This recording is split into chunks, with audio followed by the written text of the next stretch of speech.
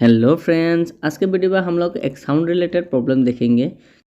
Customer का complain है कि रनिंग कंडीशन में एक हिसिंग साउंड होता है, जैसे कि कोई एक टायर पंक्चर हो चुका है और ये साउंड 20 to 30 स्पीड में ही होता है। उससे ज़्यादा अगर स्पीड में आप चलाओगे तो ये साउंड नहीं होता। अगर आप नॉर्मली चेक करेंगे तो ये प्रॉब्लम जिससे लगेगा ही नहीं। तो टायर का इस जगह पे देख सकते हैं आप, यहाँ पे थोड़ा दब गया है, थोड़ा डाउन है इस जगह पे।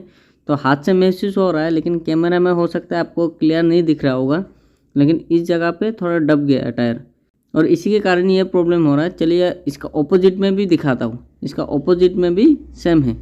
तो इस जगह पे देख सकते हैं, इस जगह पे भी सेम है, मतलब थोड़ा दब गया है। तो इसका अंदर के तरफ भी दबा हुआ है, बाहर की तरफ भी दबा हुआ है। तो इस जगह पे अगर आपके कार में से भी कुछ इस तरह का साउंड होता है तो एक बार टायर को ज़रूर चेक कीजिए। वीडियो इन्फॉर्मेटिव लगा तो प्लीज़ एक छोटा सा लाइक करना ना भूलें।